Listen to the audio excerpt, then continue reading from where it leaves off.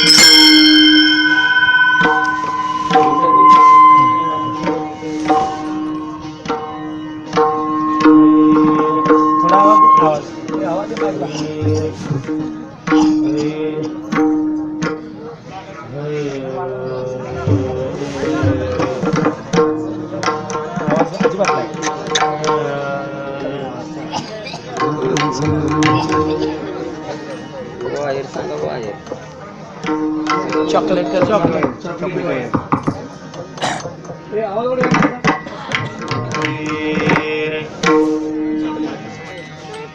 चंदनाचे हात पाये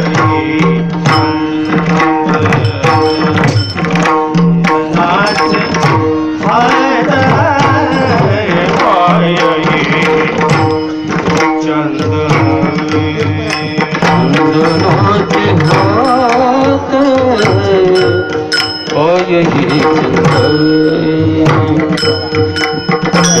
चंदनाचे हात होय ही चंदनाचे हात होय ही चंदनाचे हात होय ही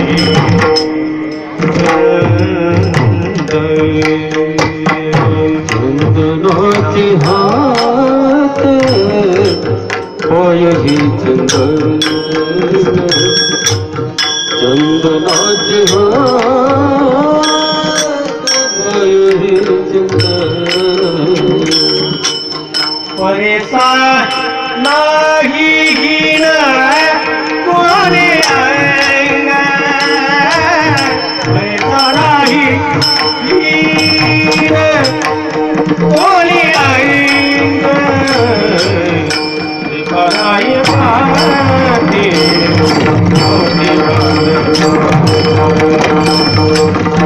बनाय पाती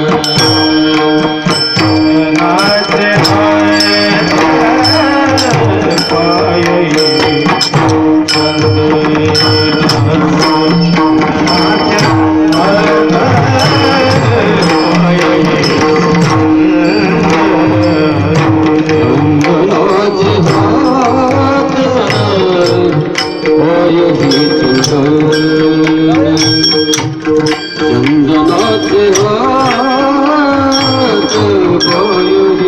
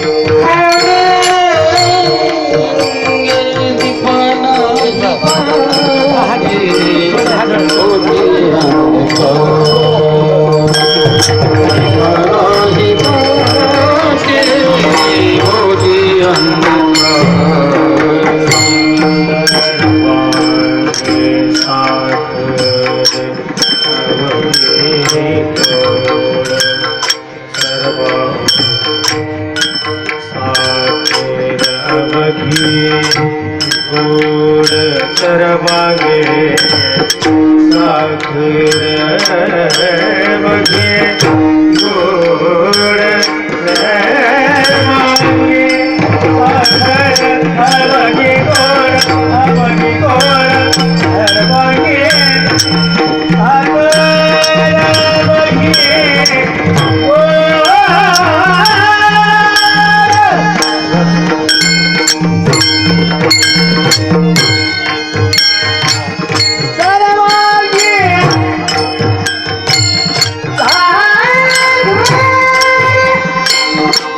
बगे गोड सरबागे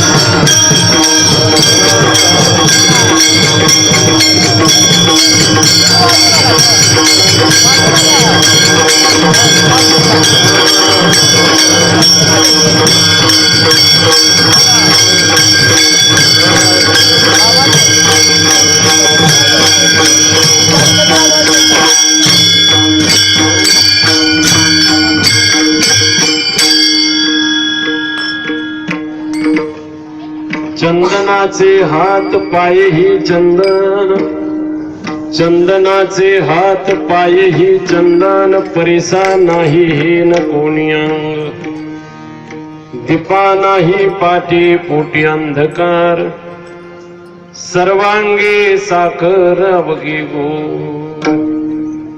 तुका मने तैसा सज्जना पासून, पाहता अवगुण मिळेच ना. दीपा नाही पाठी पोटी अंधकार, सर्वांगी साखर अवघी गोड. पांडुरंगा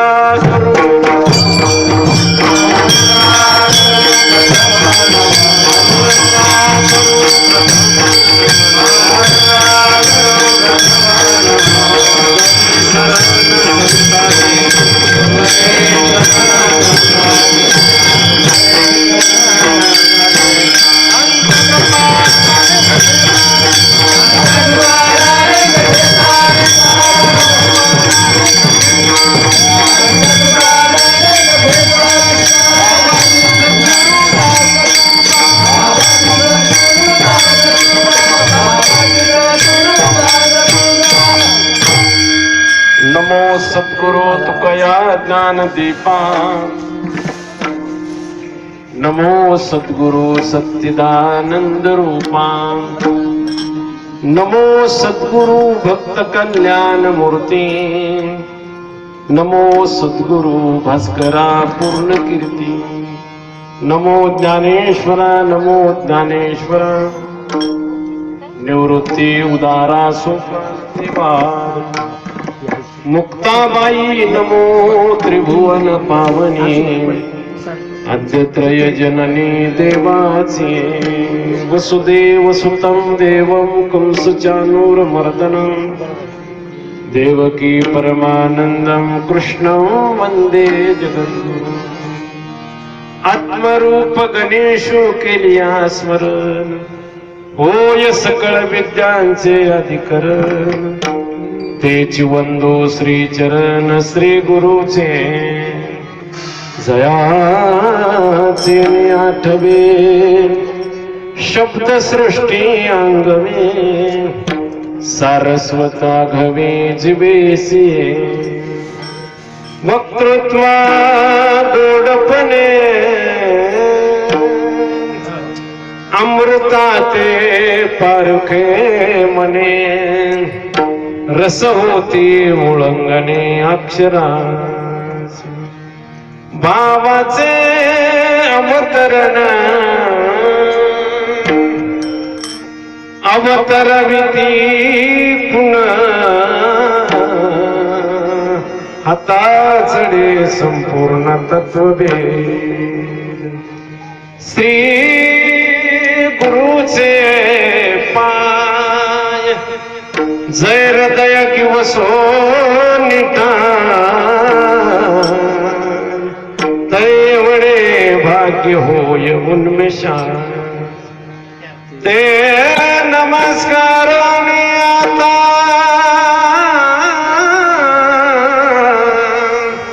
तो पितामहाचा पिता लक्ष्मीचा भरतायसे मने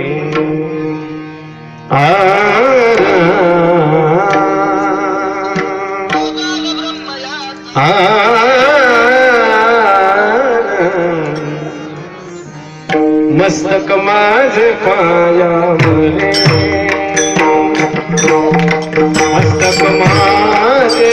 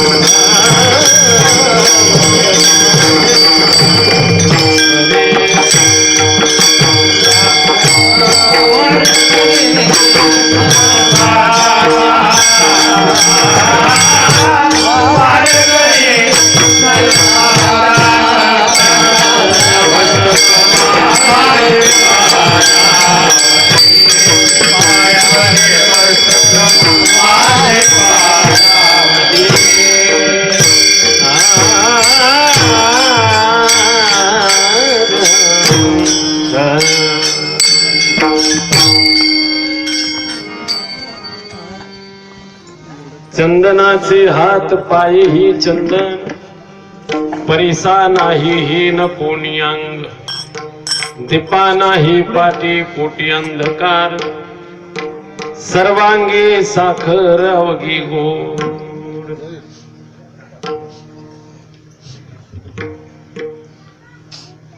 प्रस्तुत प्राप्त प्रसंगी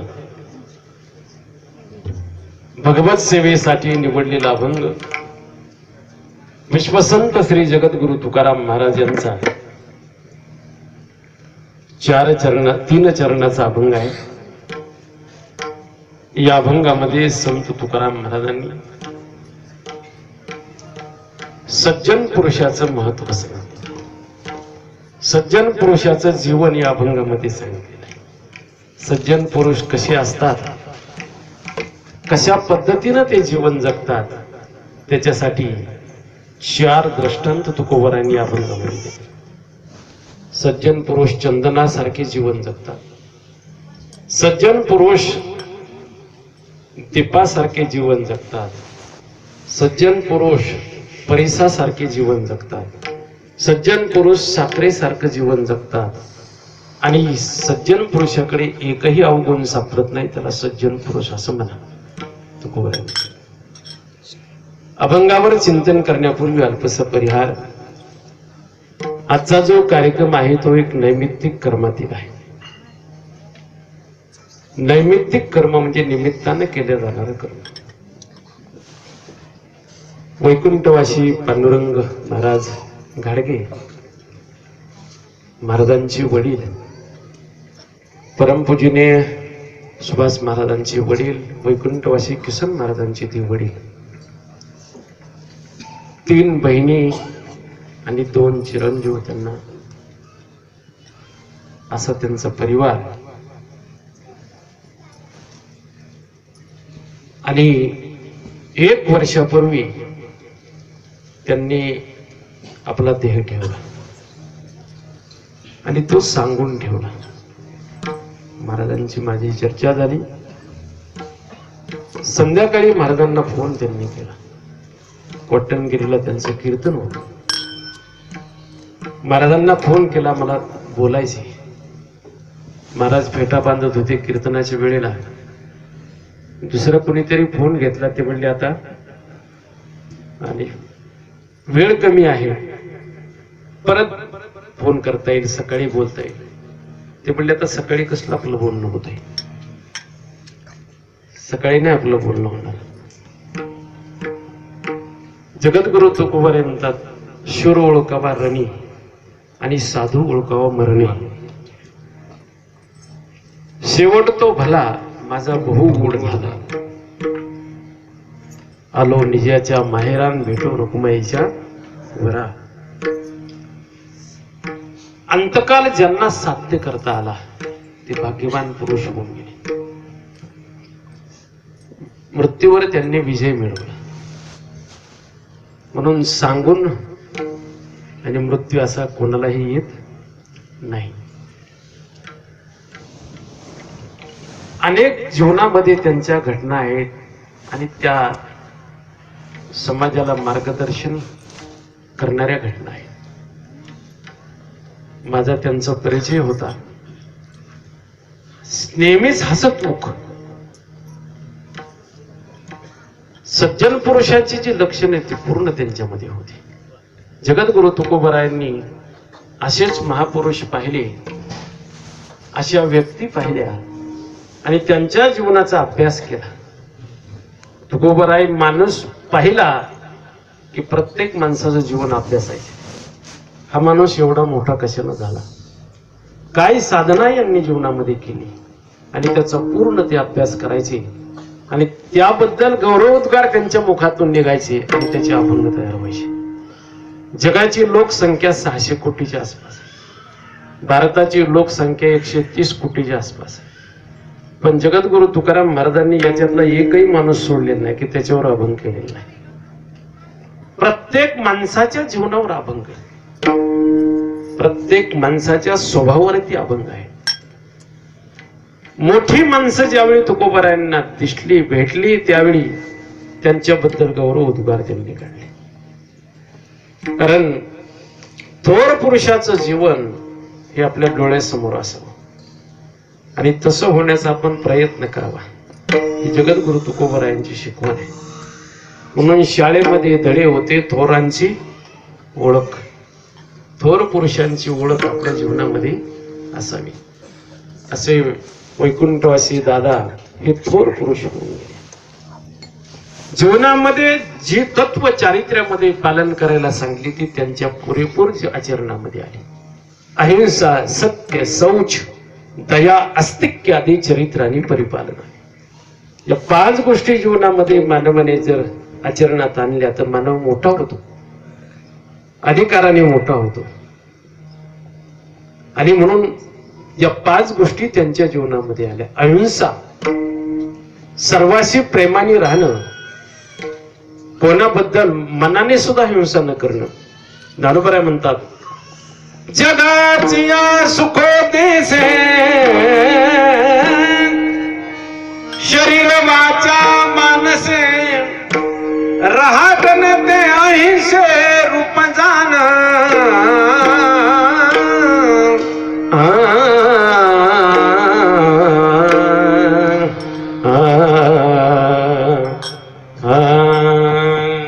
जगाची या सुखोद्देश कोणालाच आपल्याकडून दुःख होऊ नये ही वृत्ती आहे ती अहिंसा. सत्य, नेहमीच ते सत्य बोलत राहील. जी माणसं नेहमीच सत्य बोलत राहतात ते काही दिवसाने ते बोलतील ते सत्य होऊन जातात. नेहमीच माणूस खरं बोलत राहिला तर ते बोलल ते खरं होऊन जात. नेहमीच सत्य बोलत राहिले म्हणून त्यांनी फोनवर सुद्धा सांगितलं सकाळी आपली भेट होणार नाही, आपलं बोलणं होणार नाही. त्यांचं बोलणं सत्य झालं. नेहमीच माणूस सत्य बोल का सर्व जग जे चाललेलं आहे हे सगळं सत्याच्या आधारावर चाललेलं आहे. लटकं सुद्धा सत्याच्याच आधारावर जगतं. लटक्याला स्वतंत्र जगता येत नाही. सत्य आहे जगामध्ये म्हणून ते राहतं. सत्य आहे म्हणून सूर्याचा उदय आहे. सत्य आहे म्हणून हवा सर्वांना ऑक्सिजन देते. सत्य आहे म्हणून पृथ्वी सर्वांचा सांभाळ करते. सर्व गोष्टी सत्याच्या आधारावर चाललेल्या आहेत. म्हणून सत्येन धार्यते पृथ्वी, सत्येन तपते रवी, सत्येन वाति वायुष्य, सर्व सत्य प्रतिष्ठित. सर्व गोष्टी सत्याच्या. म्हणून मोठी माणसं सत्य कधी सोडत नाहीत. म्हणून नेहमी सत्य बोलत राहिले ते बोलल ते सत्य होऊन जातं. आणि नेहमीच माणूस खोटं बोलत राहिला तर काही दिवसांनी खरं बोललं तरी लोक म्हणतात याचं काय खरं नाही. सत्य, अहिंसा, सत्य, शौच म्हणजे पावित्र्य, अंतर्बाह्य पावित्र्य त्यांनी राखलं. मन पवित्र राखलं आणि शरीर पवित्र राखलं. म्हणून दोन्ही पावित्र्य जीवनामध्ये जतन करावीत. त्याच्यासाठी मन पवित्र करण्यासाठी नामाची गरज आहे, शरीर पवित्र करण्यासाठी स्नानाची गरज आहे आणि धन पवित्र करण्यासाठी दानाची गरज आहे. दानाने धनशुद्धी, नामाने मनशुद्धी आणि स्नानाने शरीर शुद्धी होते. दानेन पानेन तु कंकणेन, स्नानेन शुद्धीन तु चंदनेन, मानेन तृप्तीन तु भोजनेन, ज्ञानेन मोक्षन तु मुंडनेन. म्हणून पावित्र्य, शौच, दया, सर्ववर दाखवलेली दया, सर्व प्राणी मात्राबद्दल प्रेम आणि आस्तिकपणा परमेश्वर या जगामध्ये आहे आणि त्याच्याच आधारावर आपण जीवन जगतो. हा आस्तिकपणा, या 5 गोष्टी दादांच्या जीवनामध्ये जतन झाल्या. या 5 गोष्टी जतन केल्या त्यांनी. आणि म्हणून कुळ असं त्यांच्या पुण्यानं चांगलं निर्माण झालं.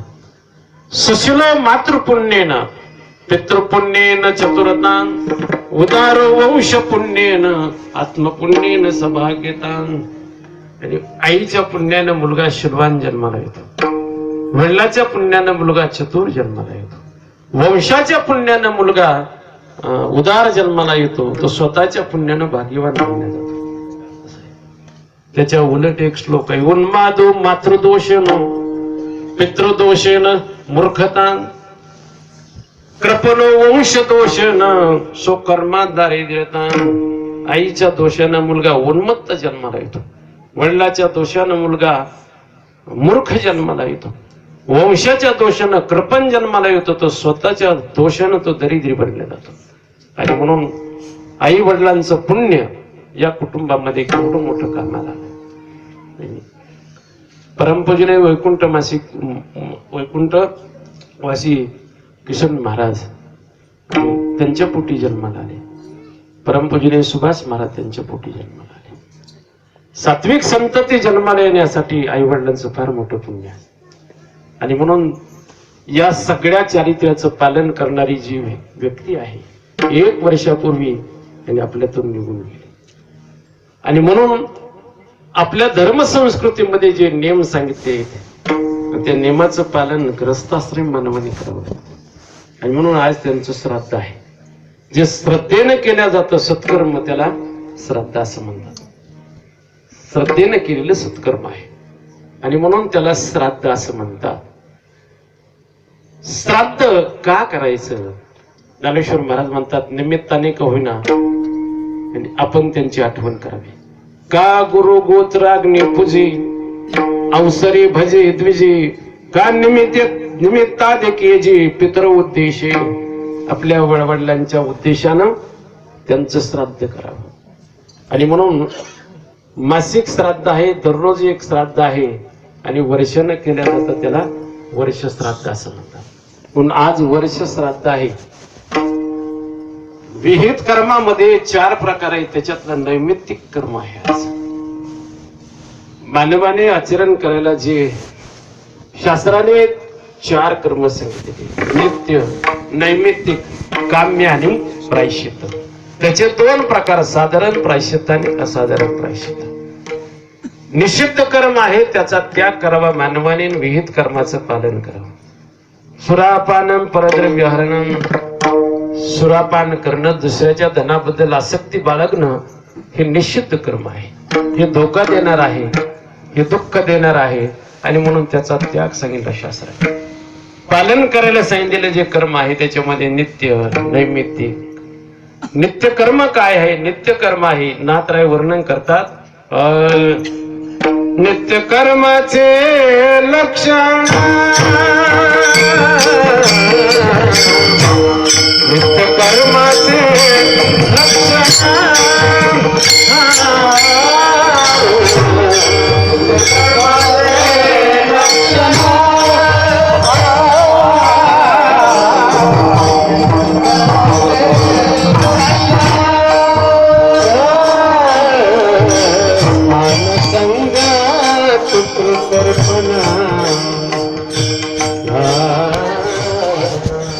कीर्तन नंतरचा पर्याय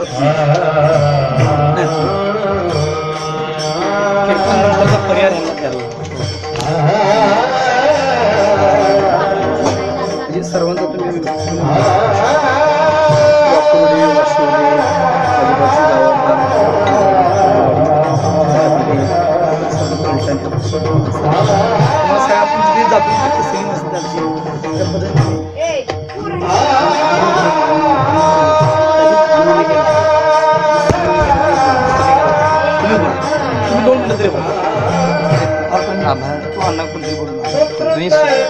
तुम्ही जास्त माहिती आहे का थोडंच तुम्ही बोलू शकता. आम्ही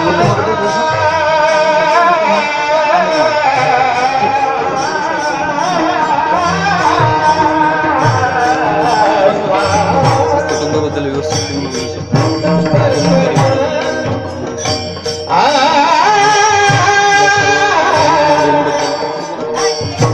नंतर मग शेवटी भाऊ केव्हा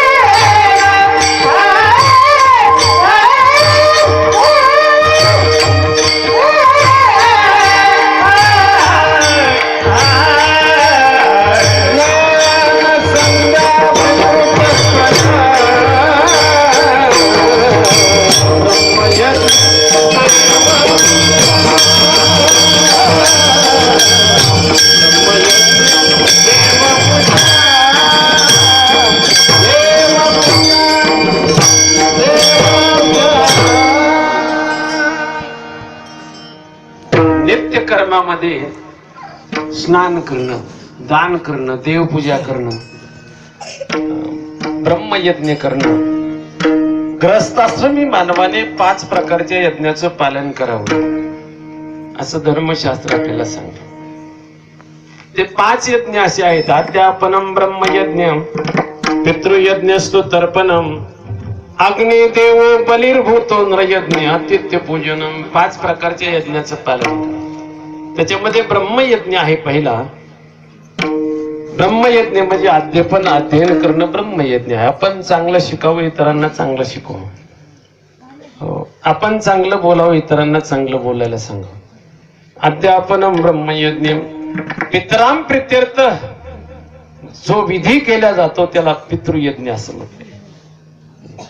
पितृयज्ञ असतो तर्पणम. म्हणून काही जुने लोक जेवण करताना ताटातून कास बाजूला काढून ठेवतात. जेवण झाल्यानंतर तो गायला चारतात किंवा माशाला टाकतात. त्यांच्याकडून सहज पितृयज्ञ होतो. पितृयज्ञ आहे. तिसरा जो यज्ञ आहे तो देवयज्ञ आहे. अग्नी ही देवता आहे. अग्नीवरच आपलं जीवन चाललेलं आहे. आपल्या शरीरामध्ये सुद्धा अग्नीच आहे. तो खाल्लेलं अन्न पचवतो. त्याला वैश्वानर असं म्हटलेले. अहम वैश्वानरो भूत्वा प्राणिनाम देहमाश्रिता प्राणापान समायुक्त पचाम्यन्नम चतुर्विधम. खाल्लेलं अन्न पचवतो तो वैश्वानर नावाचा अग्नी आहे. ज्याच्यावर आपण जीवन स्वयंपाक करून खातो तो गार्हपत्य नावाचा अग्नी आहे. त्याच्यावर स्वयंपाक करतो आपण. आणि शेवटी सृष्टीचा प्रलय करायचा आहे त्यावेळी निर्माण होतो त्याला वडवानळ असं म्हणतात. तो वडवानळ खाली पृथ्वीच्या खाली असतो. म्हणून सकाळी सकाळी आपण शेतीमध्ये मोटार जर चालू केली तर गरम पाणी खाली वरती येत. खाली एक अग्नी आहे. ज्यावेळी सृष्टीचा प्रलय करायचा आहे त्यावेळी तो अगोदर समुद्राला उकळी आणतो आणि मग अतिवृष्टी होते, सृष्टी जलमय होऊन जाते. शेवटी निर्माण होणारा तो वडवानळ आहे. म्हणून कधी कधी आपल्याला टीव्हीला वगैरे पाहायला मिळतो इथे लाहोरस वरती आला म्हणून. लाहोरस वरती आला म्हणजे खाली अग्नी आहे. म्हणून अग्नी ही देवता आहे. अग्नीची पूजा करणं ही देवपूजा आहे, देवयज्ञ आहे. म्हणून आपल्या महिला वर्गामध्ये सहज हा यज्ञ त्यांच्याकडून पार पडला जातो. स्वयंपाक करताना महिला वर्ग पहिली छोटीशी दामटी करणार, ती चुलीमध्ये टाकणार, पाण्याचा शिंतडा मारणार, नमस्कार करणार आणि स्वयंपाकाला सुरुवात करणार. हा देवयज्ञ त्यांच्याकडून होतो. म्हणजे पूर्वीच्या, आता ते गॅसवर गेल्यामुळे कुठे टाकावं ते पंचायत. पण सहज देवयज्ञ महिला वर्गाकडून होतो. देवयज्ञ अग्नी देवो बलिर्भूतो. प्राणी मात्रावर दया करणं हा भूत यज्ञ आहे. प्राणी मात्रावर दया करावी, प्राण्यांची हत्या करू नये. संत तुकाराम महाराज म्हणतात प्राणी मात्राचं पालन आपण करावं. भूत दया गाये पशुचे पालन.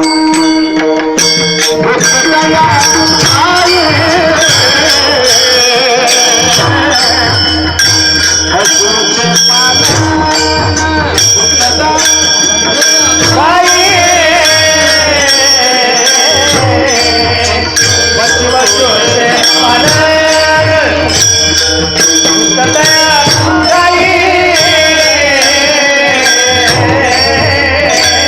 पशुचे पालन.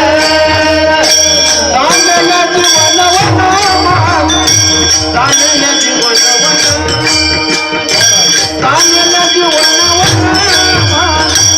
तांडल्या जीवन वन. उत्तमाचे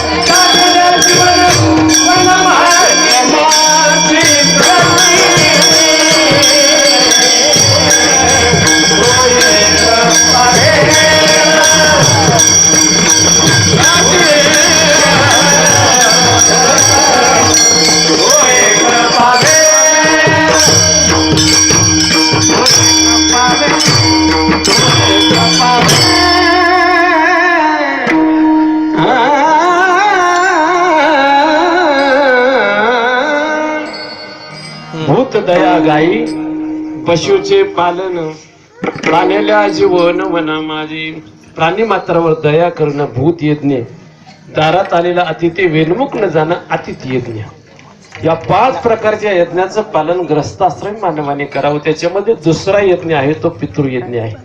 आजचा जो विधी आहे तो पितृयज्ञातील आहे.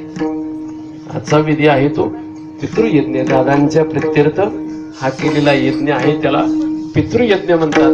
का श्राद्ध विधी तरी का करायचं तर पितरांचं आपल्यावरती ऋण आहे आणि त्या ऋणातून उतराई होण्यासाठी त्यांच्या प्रित्यर्थ हा विधी सांगितलेला आहे. ऋण प्रत्येक मानव ऋण घेऊन जन्माला आलेला आहे आणि ऋण फेडण्याचा प्रयत्न जीवनामध्ये करायला सांगितलेला आहे. जर ऋण नाही फेडलं तर ते ऋण वाढत जातं.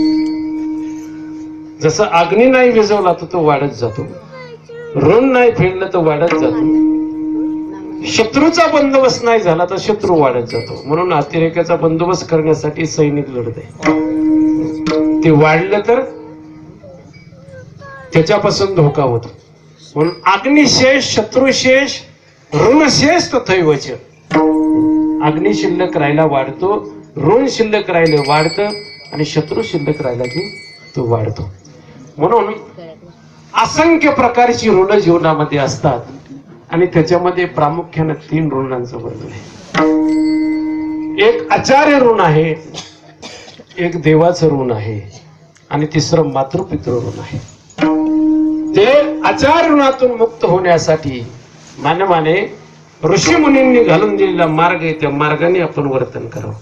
त्यांनी दिलेली वाणी, त्यांचे विचार आणि त्यांचं वर्तन, वाणी विचार आणि वर्तन ऋषींच्या आपण जर आचरण केलं तर त्या ऋणातून मानव मुक्त होतो. म्हणून ज्ञानेश्वर महाराज म्हणतात वेद मार्गे मुनी गेले त्याचे मार्गे चाले नकळेचे विषय अंदा मुनी उघड बोले चालता धनुर्धारी तरंगाकारी हरलो दान देव निवृत्तीचा द्वैत सर्व हरपलो. वेद मार्गे त्याच मार्गे ऋषी ऋणातून मुक्त होण्यासाठी त्यांनी घालून दिलेल्या मार्गाने आपण चालत जाऊ. मार्ग दावून गेले आधी दयानिधी त्या ऋणातून मानव मुक्त होतो. दुसरे जे ऋण आहे ते परमेश्वराचं ऋण आहे. देवाचं कशा पद्धतीने ऋण आहे त्यानं निर्माण केलेले जे घटक आहेत त्याच्यावर आपण जीवन जगतो म्हणून देवाचं ऋण आहे. जे माणसाला कधीच निर्माण करता येणार नाही, ज्याच्याशिवाय मानव जीवन जगू शकत नाही, हे सगळेच घटक परमेश्वराने निर्माण केले. हो, निळोबाई वर्णन करतात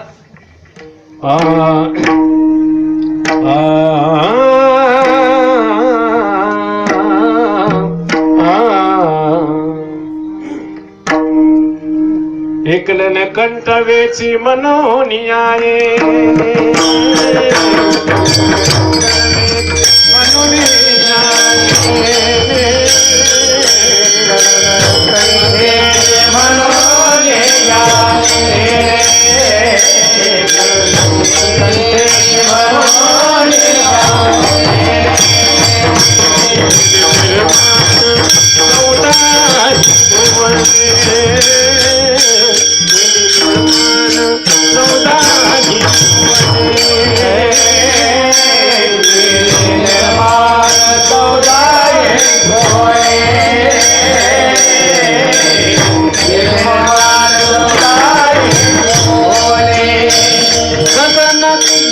चंद्र सूर्य तारा सूर्य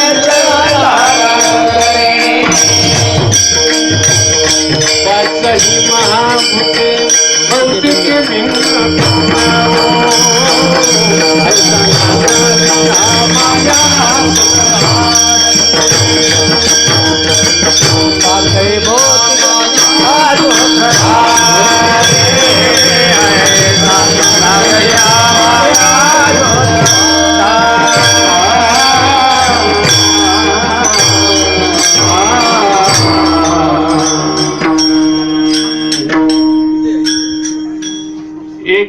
कंठवेच्या म्हणून या येणे केले निर्माण 14 भुवने गगन मेघ चंद्र सूर्य तारांगणे पाचही महाभूते भौतिके भिन्न भिन्न असे भगवंताचे ऋण आहे.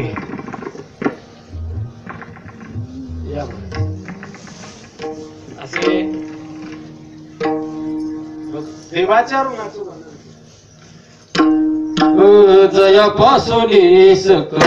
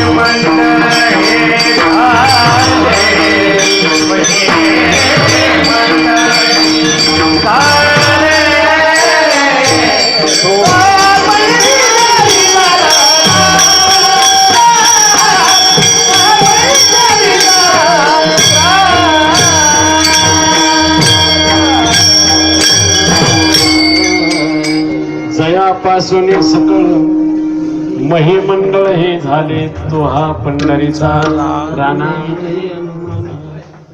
नये अनुमाना श्रुतीशी हे सर्व त्यानं निर्माण केलं आणि त्याच्या निर्मितीवर आपण जीवन जगतो म्हणून देवाचं ऋण आहे. पृथ्वी आप तेज वायू आकाश चंद्र सूर्य मेघ आणि समुद्र याच्यातला एकही घटक मानवाला तयार करता येणार नाही आणि याच्याशिवाय मानव जीवन जगू शकत नाही. हे जे घटक भगवंताने निर्माण केले फुकट वापर करण्यासाठी आपल्याला दिले. सूर्यप्रकाश मिळतो त्याला बिल नाही, हवा मिळते त्याला मीटर नाही, बरं त्याच्यामध्ये लोड शेडिंग नाही. किती प्राणी जन्माला आले म्हणजे हवा कमी पडली नाही, सूर्यप्रकाश कमी पडला नाही. हे सर्व केवढा मोठा माणूस निर्माण झाला म्हणजे ते हे निर्माण करता येईल त्याला. याच्यातलं काहीच निर्माण करता येईल. हे मूलभूत गरजा आहेत प्राण्याच्या. ज्या प्राण्यांच्या मूलभूत गरजा आहेत त्या सर्वच परमेश्वराने निर्माण केल्या. माणसाला याच्यातलं काहीच निर्माण करता येत नाही आणि म्हणून संत सांगतात त्याचं ऋण आहे आपल्याकडे. त्याचा फुकट उपभोग आपण घेतो. केवढा मोठा माणूस निर्माण झाला म्हणजे कोणत्या खात्याकडे अर्ज करावा लागेल. हवा जर नाही सुटली तर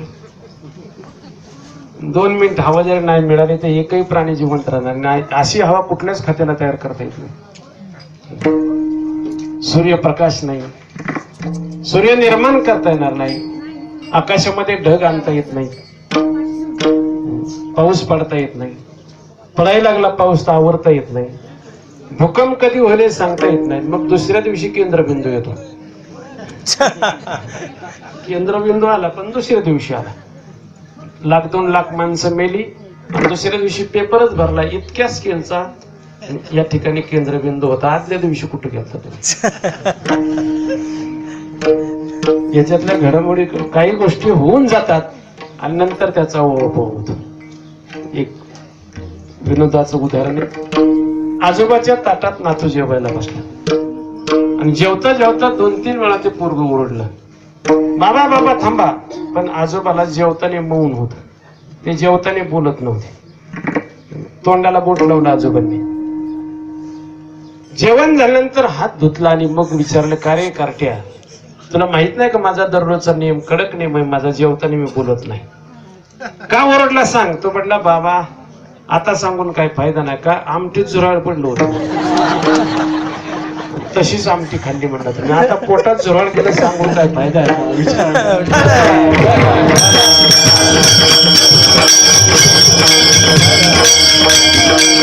काही गोष्टी होऊन जातात आणि नंतर त्याची प्रसिद्धी होऊन जाते. नालोबरा म्हणतात हे कोण करतात. आकाशी कवने केली मेघाशी भरणे अंतरिक्ष तारांगणे धरी कवना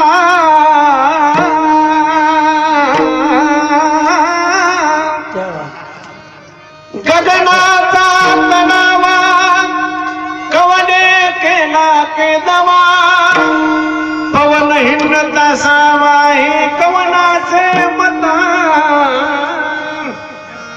रोमा कवन पेरी शिंदू कवन धरी पर्जन्याच्या करे धारा कवना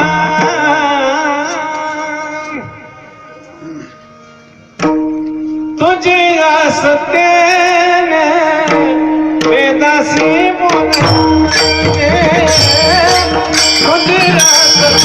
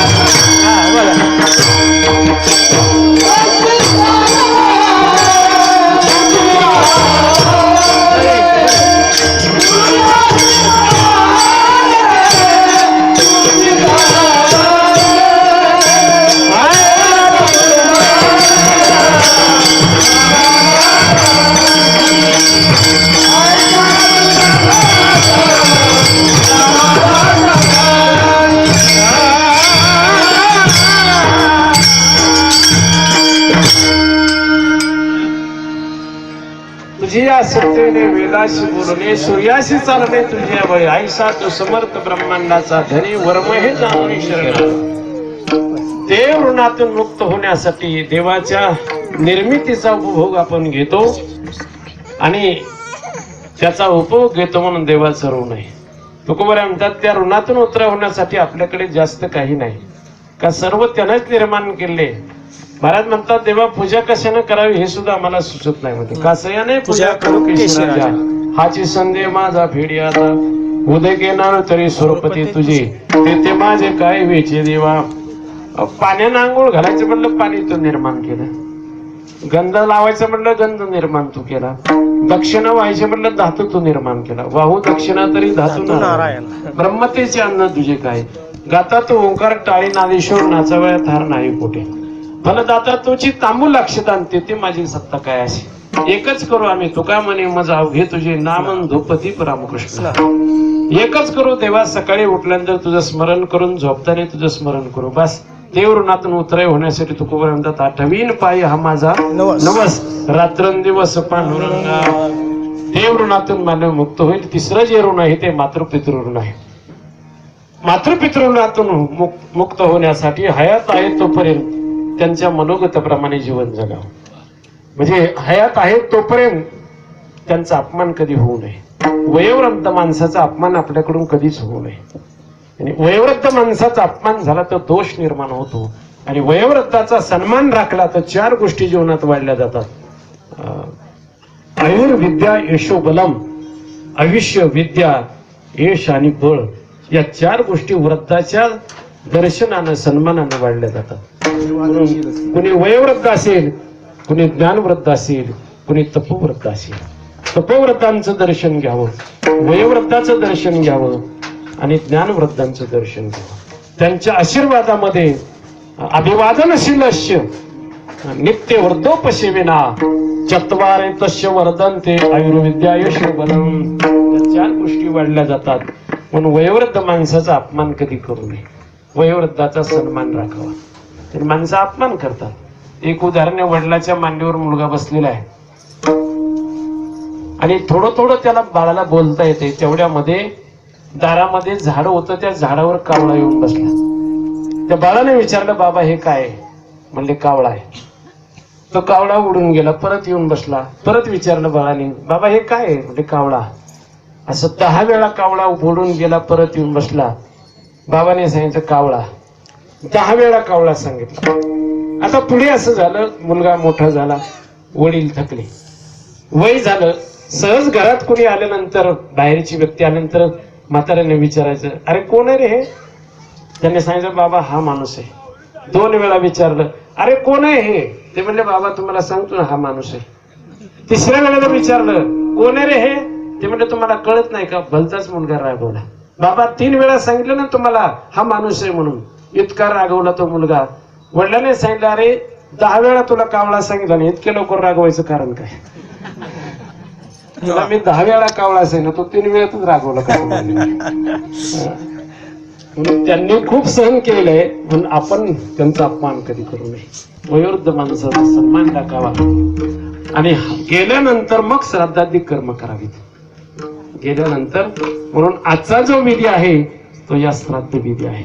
म्हणून त्या ऋणातून मुक्त होण्यासाठी, पितृऋणातून मुक्त होण्यासाठी तुकाराम महाराज म्हणतात, मी सुद्धा हेच केलं.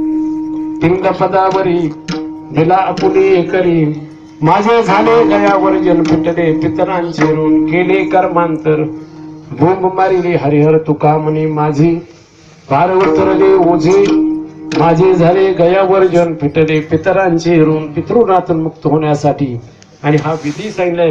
पितृकर्माचा लोप मानवी जीवनामध्ये होऊ नये.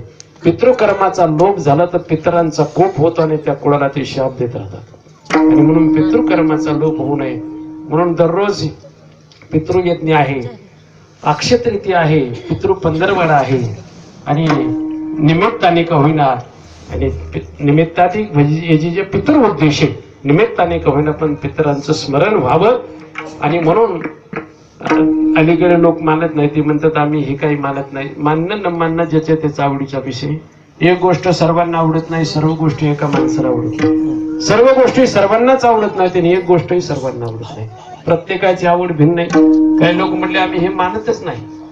नाही मानलं तरी मानणारे आहेत, तुम्ही नाही मानलं तरी चालतं. एक मुलगा परवा भेटला, तो म्हणलं महाराज आपल्याला पास नापास व्हायची काळजी वाटत नाही. म्हटलं का? म्हणलं शाळेतच नाही. शाळेतच नाही म्हटलं तर पास नापासच काय घेणं देणे का? ज्याला वाटतं आपण माणूस आहोत त्याच्यासाठी कर्मशास्त्राने सांगितले. माणसं सोडून सांगितलं काही नाही. ज्याला वाटतं आपण माणूस आहे त्यानं हे पाळलंच पाहिजे, आणि ज्याला वाटतं आपण माणूसच नाही त्यानं काही नाही पाळले तरी चालते. मानवी जीवनामध्ये जे ऋण आहेत त्या ऋणातून मुक्त होण्यासाठी हे विधी सांगितलेले आहेत. आणि म्हणून आजचा जो विधी आहे वैकुंठवासी आणि पांडुरंग महाराज दादांच्या वर्ष श्राद्धाच्या निमित्ताने आजचा हा कार्यक्रम आहे. आता श्राद्ध विधीबद्दल बोलत राहिलो, अभंगावर थोडस बोलू. विठ्ठल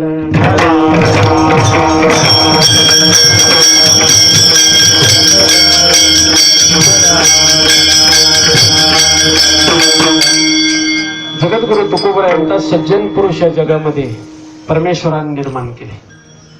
समाज गरजेचे काही घटक ज्यावेळी भगवान निर्माण करतात त्याच्यामध्ये सज्जन पुरुषांना खाली पाठवतात. रवी चंद्र घना वृक्ष नदी गावश्य सज्जन येथे परोपकार आहे युगे देवे निर्मिता. प्रत्येक युगामध्ये भगवंताने हे निर्माण केले. रवी म्हणजे सूर्य आहे, चंद्र आहे,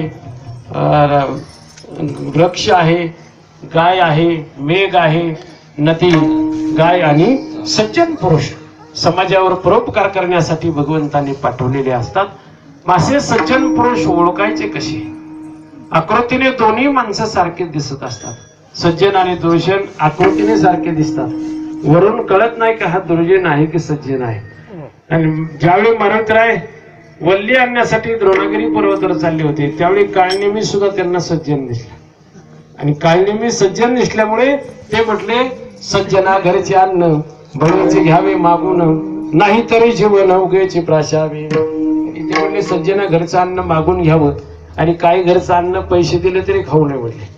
ते अन्न असं आहे की बिगर अग्नीचं जीवनामध्ये जातं. कुग्रामवासी कुलहीन सेवा कुभोजनम क्रोधमुखीच भार्या पुत्रस्य मूर्ख विधवास कन्या विनारी अग्निनाम शतप्रदियंती कायम. 6 गोष्टी अशा आहेत की त्या बिगर अग्नीच्या जीवनामध्ये जातात. कुग्रामवासी ज्या गावात न्याय नीती धर्म नाही त्या गावात माणूस राहिला तर त्याचं बिगर अग्नीचं जीवन जळायला जातं. कुग्रामवासी कुलहीन सेवा कुभोजनम क्रोधमुखीच भार्या पुत्रस्य मूर्ख विधवासी कन्या विनाग्निनाम षटप्रदियंती कायम. या 6 गोष्टी अशा आहेत बिगर अग्नीच्या जातात. म्हणून काही अन्नाचा त्याग तर काही अन्नाचा स्वीकार. सज्जना घरचं अन्न मागून घ्यावं म्हणते. सज्जना घरचे अन्न बळीचे घ्यावे मागून. दुर्योधनाच्या मिष्टान्नाचा त्याग श्रीकृष्ण भगवंताने केला. दुर्योधन म्हणतो भगवान जेवण करा. ते म्हणले मला भूक नाही. आणि विदुराच्या घरी जाऊन कन्या खाल्ल्या भगवंताने. विदुराच्या कन्या खाल्ल्या. सज्जन पुरुष विदुरा घरचा भक्षुनी कन्या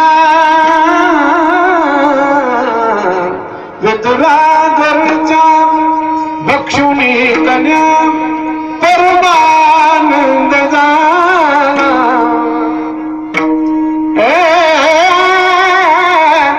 परमानंद झाला.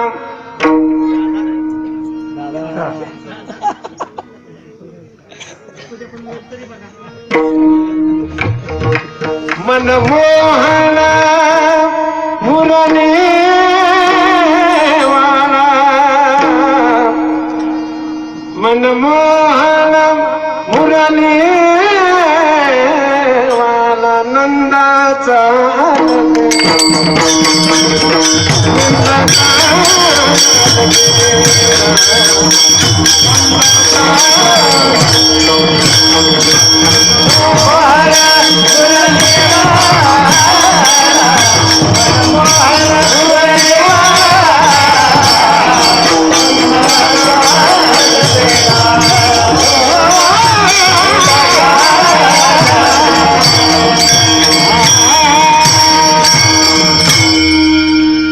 विदुराच्या कन्या भगवंतांनी खाल्ल्या. दासीपुत्र कन्या विदुराच्या. मारुतीला म्हणतात सज्जन दिसतात म्हणून त्या ठिकाणी गेले. ते सज्जन नव्हते, ते राक्षस होते. आणि काही वेळेला आकृतीने सज्जन दिसत ओळखू येत नाही. सज्जन आणि दुर्जन दिसायला सारखे असतात. त्यांची लक्षणं सांगितली तुकाराम महाराज. सज्जन पुरुषाच्या आपण जवळ जाऊ. मग सज्जन पुरुष ओळखायचे कसे? तुकोबराय म्हणतात ओळखायचे असे सज्जन पुरुषाचं जीवन चंदनासारखं असतं. सज्जन पुरुषाचं जीवन परिसासारखं आहे. पहिल्या चरणात वर्णन केलं. चंदनाचे हात पायही चंदन चंदनाचे हात पायही चंदन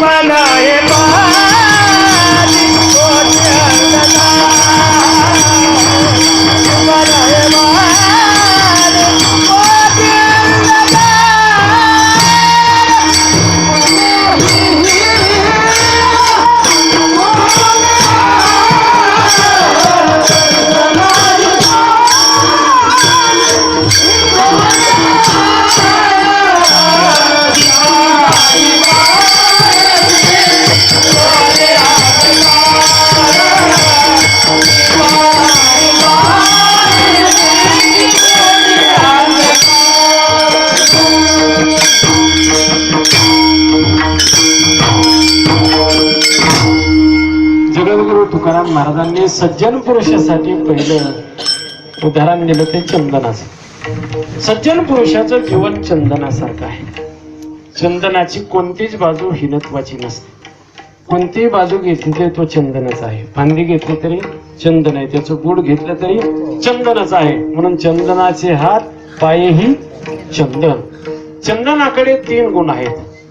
चंदनाचे 3 गुण असे आहेत: सुगंधता, शीतलता आणि परोपकारता. चंदन 3 गुणांनी युक्त. चंदन सुगंधी आहे. तो स्वतःचा सुगंध आहे, तो स्वतःसाठी ठेवत नाही, ते इतरांना देऊन टाकतो. म्हणून चंदनाचं उदाहरण दिलं पाहिजे. चंदन सुगंधी आहे. महाराज म्हणतात चंदनानं इतरांना सुगंध दिला. चंदने ते बोरी व्यापी. चंदनानं आपला सुगंध बोरीला दिला, बाबळींना दिला. चंदनानं सगळ्यांना सुगंध दिला. म्हणून एक शपथ अभंग आहे. ते म्हणतात चंदनाच्या संगे वृक्ष बिघडले, जे जे बिघडले ते त्या चंदनाचे झाड. सागराच्या संगे नद्या बिघडल्या, ज्या ज्या बिघडल्या त्या त्या सागराची झाड. परिसाच्या संगे लोखंड बिघडले, जे जे बिघडले ते ते सुवर्णाची झाड. विठ्ठलाच्या संगे तुका बिघडले, जे जे बिघडले ते ते विठ्ठलाची झाड. आम्ही बिघडलो तुम्ही बिघडा, आम्ही बिघडलो तुम्ही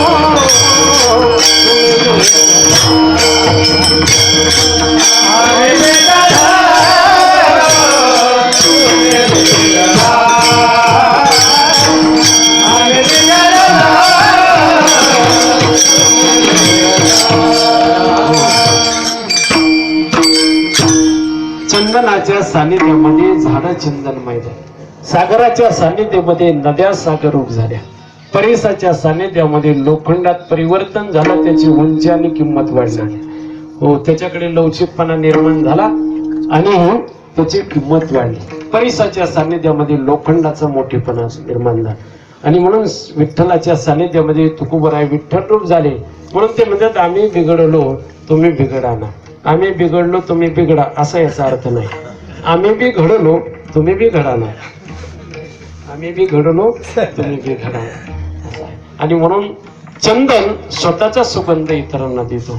तसा सज्जन पुरुष आणि आपल्याकडे जो सद्गुण आहे तो इतरांना देण्याचा प्रयत्न करतो. म्हणून सज्जन पुरुषाचं उदाहरण शीतलता. दुसरा गुण चंदनाचा आहे सुगंधता. दुसरा गुण आहे शीतलता. चंदन जर शरीर तापलं तर चंदन शांत करतो. असं आहे, पूर्वी ताप जर आला तर चंदनाची भावली उगाळून ती कपाळावरती लावायची.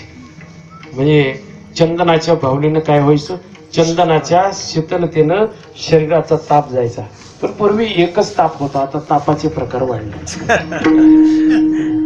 असं आहे. चंदनानं तुकोबराय म्हणतात तापली चंदन निववी तुको त्रिगुण तुकारी संत संग.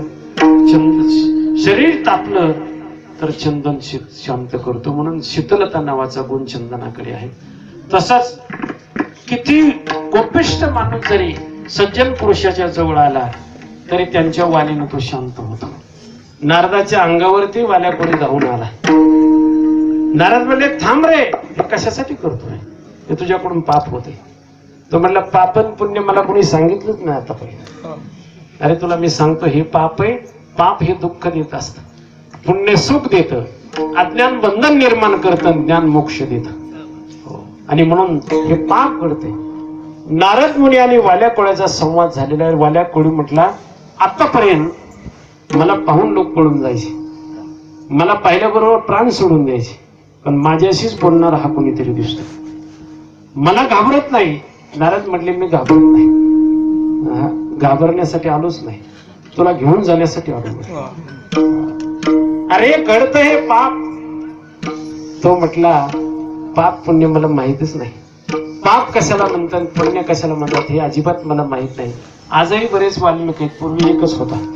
पाप पुण्य त्यांना माहितच नाही कशाला म्हणतात. हे पाप आहे हे पुण्य आहे. पण नारद मुनी बोलत होते आणि नारद मुनीच्या अंगावरून जो वारा जात होता तो वाल्या कोळ्याच्या अंगावर जात होता. आणि तो वारा याचा एक एक दोष कमी करत होता, पाप कमी करत होता. मला म्हणतात आला शीतळ शांतीचा वारा तेने सुख झाले या क्षणी विठ्ठला पातकाचा कळी काळासी धाकदरा कळी काळासी धाकदरा आला शीतळ शांतीचा वारा. आणि म्हणून आता शीतळ शांतीचा वारा आला म्हणजे त्याने सुख झाले या शरीरात. म्हणून या ठिकाणी तपस्वी माझ्या समोर बसलेले महाराज आहेत. आता त्यांचा इकडं स्पर्श झाल्यावर मला चांगलं सुचते. सद्गुरू महाराज या ठिकाणी आहेत. आणि म्हणून महाराज म्हणतात त्यांचा वाणीतून शब्द बाहेर पडले की त्या शब्दानं कोणताही दुष्ट खळ असेल तर तो शांत होतो. आणि म्हणून शीतलता नावाचा दुसरा गुण चंदनाचा आहे. तिसरा गुण आहे परोपकारता. चंदन स्वतः उघडला जातो आणि ज्याच्या कपाळाला लावण्यात येतो त्या कपाळाचा सुगंध येतो. चंदन स्वतः झिजतो आणि पुढच्याला सुगंध देतो. तसं सज्जन पुरुष स्वतः कष्ट करतो आणि सगळ्या प्रजेला सुखी करण्याचा प्रयत्न करतो. जगाच्या कल्याण संतांच्या विभूती देह कष्टभीती परोपकारे.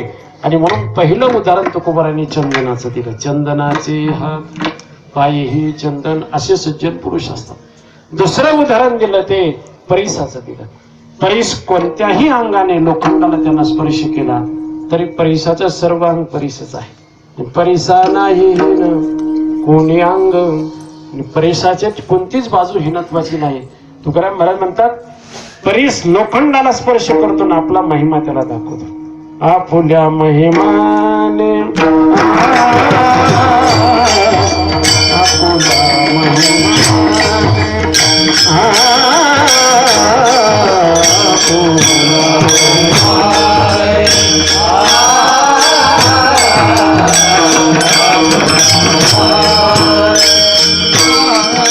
परिस केले सोने परिस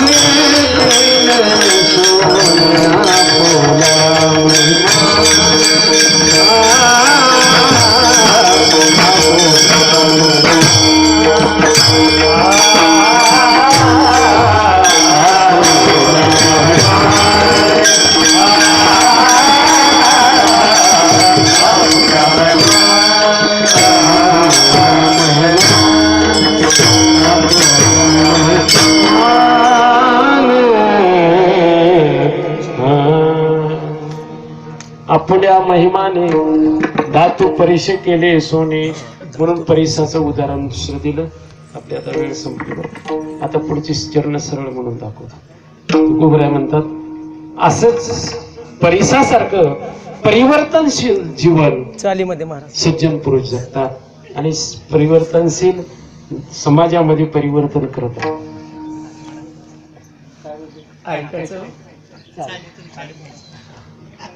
चालेल म्हणा जेवढे आहेत तेवढे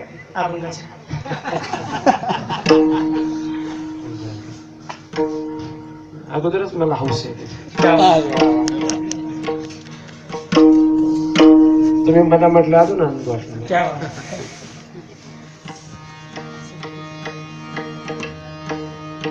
भजन हा विषय माझा आवडीचा विषय. मी शाळेत 5वीला असताना अभंग म्हणत होतो. शाळेत 5वीला चांगले अभंग म्हणायचे. आवडीचा विषय. काय प्रमाण काय आपुल्या महिमाने धातू परिशे केले सोने. परिस लोखंडामध्ये परिवर्तन करतो. त्याच्या कलर मध्ये बदल करून टाकतो, त्याच्या किमतीमध्ये बदल करून टाकतो. सज्जन पुरुष त्यांच्या सानिध्यामध्ये जो येतो त्याचं सर्वच त्याला मोक्ष मिळून देतो आणि त्याला भक्ती म्हणजे भौतिक स्थिती सुधारून टाकतो. भक्ती मुक्ती चारी भौतिक स्थिती सुधारते आणि मोक्षापर्यंत तो घेऊन जातो. सज्जन पुरुषाच्या सानिध्यामध्ये दोन फायदे होतात. परीस जसा परिवर्तन करतो म्हणून परीस लोखंडाचं परिवर्तन करतो. म्हणून उदाहरण नामदेव महाराजांची पत्नी आणि परिसा भागवताची पत्नी या दोघी धन धुण्यासाठी चंद्रभागेवर आल्या आणि दोघींची विचारपूस झाली परिस्थितीची. ती कमळाच्या तिचं नाव होतं. ती विचारते राजाई तुझी परिस्थिती कशी काय? ते म्हणले माझे मालक भजनामध्येच असतात, त्यांचं प्रपंचाकडे दुर्लक्ष आहे, ते माझी परिस्थिती साधी आहे. ते म्हणले माझी परिस्थिती फार मोठी का? माझ्याकडे रुक्मिणी आईसाहेबांनी माझ्या मालकाला परीस दिलेला आहे म्हणले आणि त्याच्यामुळे माझी परिस्थिती फार मोठी. तुझी परिस्थिती सुधारण्यासाठी मी मदत करते म्हणजे एक दिवस तुला परीस देते, घरी जा, लोखंडी वस्तूला लाव आणि माझा परीस मला आणून दे. राजाईला परीस दिलं. राजाईनं परीस घेतला आणि सगळ्या लोखंडी वस्तूला लावून टाकला. जे चुली समोरचं सामान होतं ते सुद्धा सगळं सोन्याचं करून टाकलं. सांडशी, उलतन, पळी, चमच्या सगळं सोन्याचं. नामदेव महाराज आले मंदिरातून, पाहिलं तर घरातून सगळा स्वयंपाकाचा सुगंध आला. नामदेव महाराज आत गेले. अरे हे नेमकं काय झालं? ते म्हणजे कोणाला सांगू नका, माझ्या मैत्रिणीचे उपकार आहेत. माझ्या मैत्रिणीने हा परीस दिला आणि त्याच्यामुळे सगळं सोनं आपल्या घरात झालं म्हटलं. नामदेव महाराज म्हटले कुठं आहे परीस? आण बरं तो परीस घेतला. नामदेव महाराजांनी चंद्रभागेच्या डोहातच फेकून दिला. तो परिसा भागवत ते कमळाची आली, म्हणले राजाई तुझं काम झालं, माझा परीस दे ना. ते म्हणले माझ्या मालकानं पाण्यात टाकून दिला. म्हटलं आता हे कोणाला खरं वाटेल का? नाही. आता खरं वाटेल का? नाही. पण तो काय तसा ते म्हणले परीस फेकून दिला.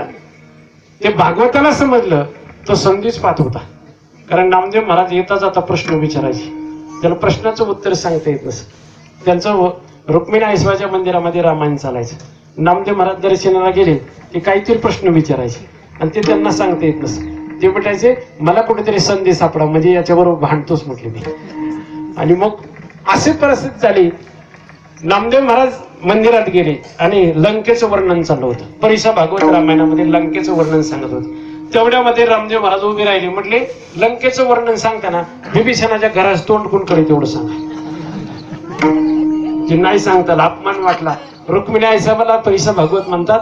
नामदेव मला छेडतो म्हटले आणि मला विचारलं विभीषणाच्या घरात तोंड कोण? मला कोण लंकाच दाखवा म्हटले. आईसाहेब म्हणलं बसा. हात केला पुढे, हातावर बसवलं आणि लंकेतच घेऊन गेला. त्या कोणाला? परिसा भागवताला लंकेत. मग ते लंकेत जाऊन इकडे तिकडे लंका पाहू लागले. पण पांडुरंगाने विचार केला माझा भक्त कमी पडता कामा नाही. आता यांचा भक्त गेला हातावर बसून. गरुडाला बोलावून घेतलं आणि गरुडाला सांगितलं गरुडा ताळकरासहित नामदेव महाराजाला विभीषणाच्या घरी घेऊन जा. अगोदर ताळकऱ्यासहित नामदेव महाराज विभीषणाच्या त्या महालामध्ये. परिसा भागवत इकडून पाहत पाहत विभीषणाच्या घराचं तोंड पाहायला आला. तेवढ्यामध्ये नामदेव महाराज म्हणले पुंडलिक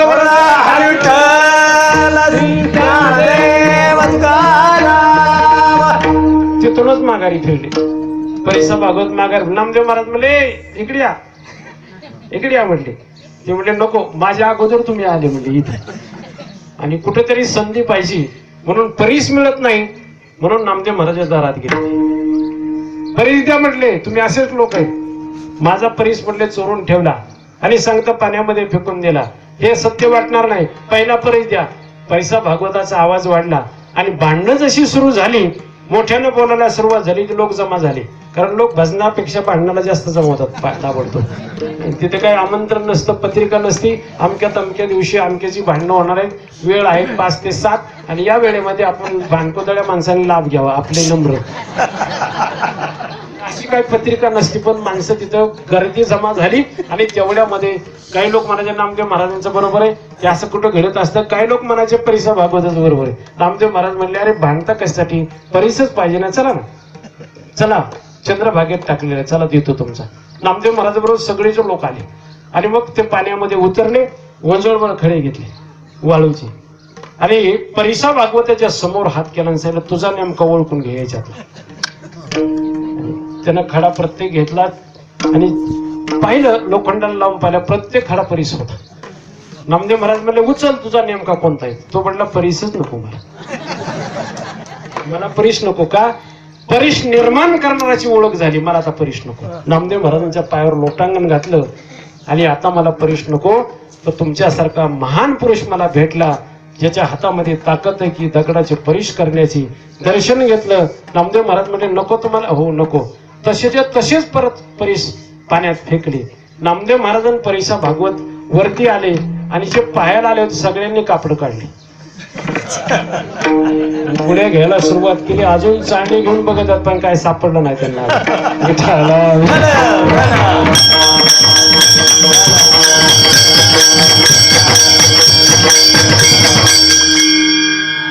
नामदेव महाराजांच्या हातामध्ये जो परीस आला आणि तो परीस लोखंडाचं सोनं करतो, तसं संत सज्जन पुरुष ते काय करतात? परिवर्तन करतात लोकांमध्ये.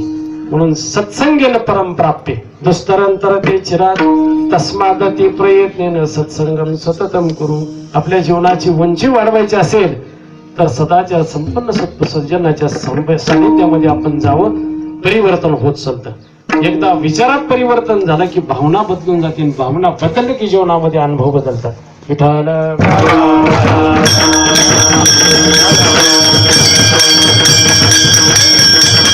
आणि म्हणून परिसा नाही ही नको अंग. पुढचं उदाहरण दिलं नामदेव महाराजांनी. तुकोबरायांनी दुसरं उदाहरण दिलं. सज्जन पुरुषाचं जीवन दीपासारखं असतं, दिव्यासारखं असतं आणि साखरेसारखं असतं. दुसऱ्या चरणात त्याचं वर्णन केलंय.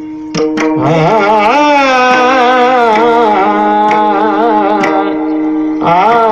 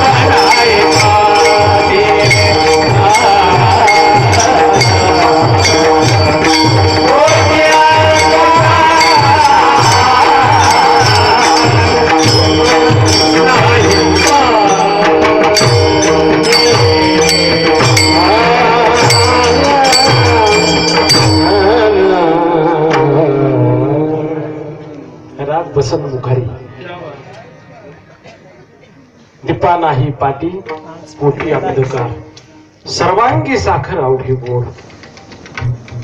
दिव्याचं उदाहरण दिलं तुकोबरायांनी. दिवा प्रकाश निर्माण करतो आणि आपली सर्वांची गरज भागवतो. का घरची उजेडो पाडावा पारखी अंधार करावा आहे हे नेण्याची का पांडवा दिपू जायचा. दिपा प्रकाश निर्माण करतो आणि सर्वांना प्रकाशात त्याचं कार्य करायचं. म्हणजे सत्पुरुष हे ज्ञान निर्माण करतात सज्जन पुरुष आणि ते ज्ञान इतरांना ते देतात. ज्ञानी बनवतात संस्कार देतात. म्हणून देश को तीन सजावत सती संत और शूर. देशाला तिघामुळे शोभा राहते सती संत आणि शूर. सती संस्कार देते संत संस्कृती देतात आणि शूर संरक्षण देतात. सुराचं संरक्षण संतांनी दिलेले संस्कृती आणि सतीने आईने दिलेले संस्कार या तिघामुळे देशाला शोभा असते. देश को तीन सजावत सती संत और शूर. देश को तीन लजावत कपटी कायर और क्रूर. कपटी कायर आणि क्रूर माणसं देशाची लाज असते पण देशाची शोभा तिघामुळे साधूमुळे सतीमुळे आणि शूरामुळे. आणि म्हणून दिव्याचं उदाहरण दिलं. ज्ञान निर्माण दिवा प्रकाश निर्माण करतो इतरांना प्रकाश देतो. साधू ज्ञान निर्माण करतात इतरांना देतात. सिद्धांत निर्माण करतात इतरांना देतात. म्हणून त्यांचं जीवन दिव्यासारखं सज्जन पुरुषास पुढे साखरेसारखं आहे. साखर कोणत्याही काळामध्ये खाल्ली कोणत्याही अवस्थेमध्ये खाल्ली तरी गोडी हा गुणधर्म सोडत नाही. हसत हसत खाल्ली तरी गोड लागते रडताना खाल्ली तरी गोडच लागते. गोडी हा गुणधर्म साखर सोडत नाही. सज्जन पुरुषाचा आचार विचार आणि उच्चार तिनेही गोड आहे. ते बोलताना असे बोलतात साचा आणि मवान नितले आणि रसा शब्द जैसे कलोळ अमृताचे. सत्य बोलतात मृदू भाषेमध्ये बोलतात आणि हिताचं बोलतात. सत्य मृदू भाषेमध्ये आणि हिताचं बोलतात. म्हणून साखरेसारखं त्यांचं जीवन गोड आहे. आता तुकोबराय म्हणतात वरील जे द्रष्टांत दिले त्याच्यामध्ये कुठेतरी अवगुण एखादा सापडेल. चंदनामध्ये थोडासा सापडेल परिसामध्ये थोडासा सापडेल. का परीस लोखंडाचं सोनं करेल पण खापराचं काय करेल. खापरा परीस काय काय करे. चंदन सगळ्यांना सुगंध देईल पण बांबूला काय करेल. चंदनाच्या समोर बांबू गेला तर बांबूला काय करते. म्हणजे थोडीशी उणीव त्या प्रत्येक घटकामध्ये. दिवा प्रकाश देतो पण काजळी निर्माण करतो. थोडासा दोष त्याच्यामध्ये आहे. तो तेलाचा आणि वातीचा काटा काढतो आणि काजळी निर्माण करतो. थोडासा दोष दिव्यामध्ये आला. पुढे साखरेमध्ये साखर गोड आहे पण सर्वांनाच जमत नाही. थोडासा दोष आला त्याच्यामध्ये आणि सर्वांनाच जमत नाही. कारण बरेच 50% लोकांच्या पोटातच मशनी बसल्या साखर तयार करायची. काय झालं काही कळत नाही. पण जे ते विचारलं की साखर साखर असं म्हणतात. साखरेमध्ये थोडासा अवगुण आहे. तुकाराम महाराज म्हणतात याच्यामध्ये कुठेतरी अवगुण सापडेल पण सज्जन पुरुषाकडे एकही अवगुण सापडणार नाही. महाराज वर्णन करतात तुका म्हणे तैसा सज्जन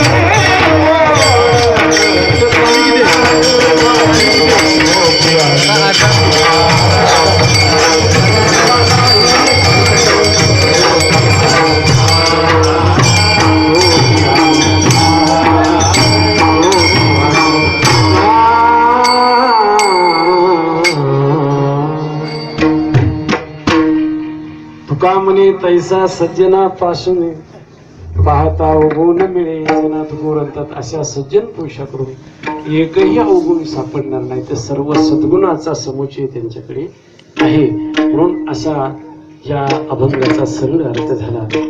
परमपरीने वैकुंठवासी पांडुरंग दादांच्या या परिवारानं त्यांचे चिरंजीव सुभाष महाराज, किसन महाराजांचे चिरंजीव, त्यांच्या मुली, त्यांच्या सुना, त्यांचा अपतिष्ट परिवार आणि सर्वांच्या हा आज यज्ञ त्यांच्याकडून घडत आहे. आणि म्हणून दादांची कृपा या कुटुंबावरती राहावी. यांनी केलेल्या सत्कर्माचं पुण्य त्यांच्यापर्यंत जाऊन देवानं त्यांना खाली पाठवलं. सत्पुरुषे कार्य घेऊन जन्माला आले असतात, सज्जन पुरुषे कार्य घेऊन जन्माला आले असतात. आणि आपण कर्म घेऊन जन्माला येतो, म्हणून कर्माप्रमाणे घडतं. आणि कर्माचं बंधन सत्पुरुषांना असतं आणि म्हणून ते कार्यच करत राहतात आणि म्हणून कार्य चौधरी आज या ठिकाणी महाराज हरिभक्तपरायण परमपूज्य सुभाष महाराज आणि परमार्थिक धर्माचं कार्यच करत राहतात. कारण कार्याने बांधलेले कीर्तनकार असतात. कीर्तनाने बांधलेले कीर्तनकार वेगळे आणि कार्याने बांधलेले कीर्तनकार वेगळे. दोन कीर्तनकार म्हणजे दोन प्रकार आहेत. कीर्तनाने बांधलेले ते फक्त कीर्तनच करतात आणि कार्याने बांधलेले ते धर्माचं कार्यच करत राहतात.